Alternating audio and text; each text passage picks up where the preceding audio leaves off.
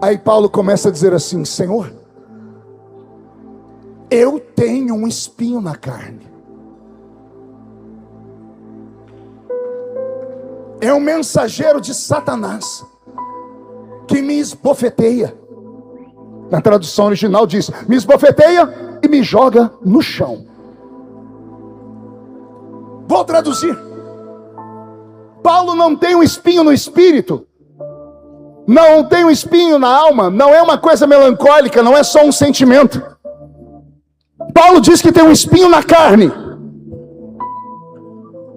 E a carne humana é podre. Mais tarde ele vai escrever aos Romanos: miserável homem que sou, quem me livrará desse corpo? Porque todo o pecado do homem se dá nessa estrutura. Pecado de ouvir, de ver, de desejar, de tocar, de fazer o que não deve. E aí esse apóstolo está falando com Deus. Ele não está falando com o homem. Ele colocou na carta aos Coríntios uma oração que ele fez. Eu tive revelações e foi me dado um espinho na carne. Eu orei por 3 vezes, Deus não tirou.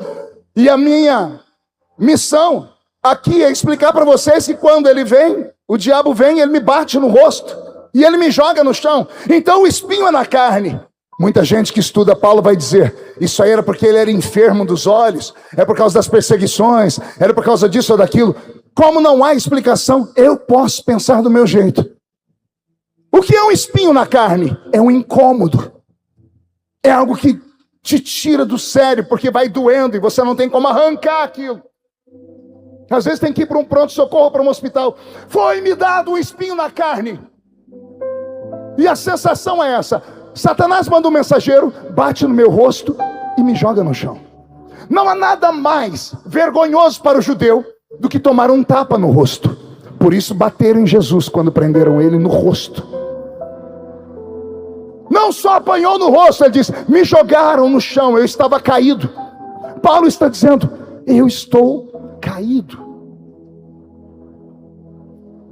E aí eu fechei meus olhos e comecei a indagar. Olhei para a Bíblia depois e disse: Paulo, por que você não confessou para o pastor Pedro?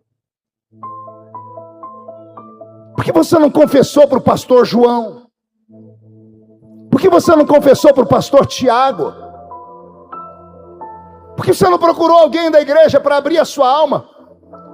E é como se eu ouvisse Paulo gritando do meio da Bíblia: se eu confessasse para eles, eles iriam chorar comigo, iam dizer que iam me amar, iam dizer que iam me ajudar, iam dizer que iam orar por mim, mas me colocariam em disciplina.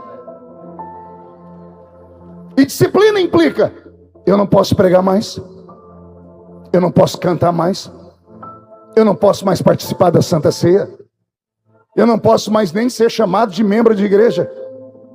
E aí, tudo que eu escrevi para a igreja, e não é nenhuma mentira, tudo que eu escrevi seria invalidado e jogado fora, porque alguém ia dizer: como é que eu vou escutar esse homem aí que caiu em pecado, que tem um espinho na carne, que o Satanás bateu na cara dele e jogou ele no chão?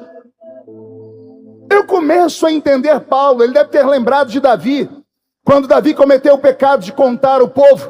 Deus foi a Davi e disse: Davi, como eu te amo, eu vou te dar 3 escolhas. Escolha uma. Qual delas, Senhor? Você quer cair na minha mão? Você quer cair na mão dos homens? Ou você quer que eu destrua Jerusalém? Davi não pensou 2 vezes. Ele gritou: caia eu na sua mão. Por quê? Porque na sua mão há misericórdia. Homens não têm misericórdia. Seria uma oportunidade para Pedro, Tiago e João tirarem Paulo de destaque, porque já havia brigas internas. Se você ler a carta aos Gálatas no capítulo 12, você vai ver Paulo dizendo: e eu estive com Pedro, ele chama de Cefas, e eu resisti ele na cara, eu confrontei Pedro. Já havia briga de ministérios.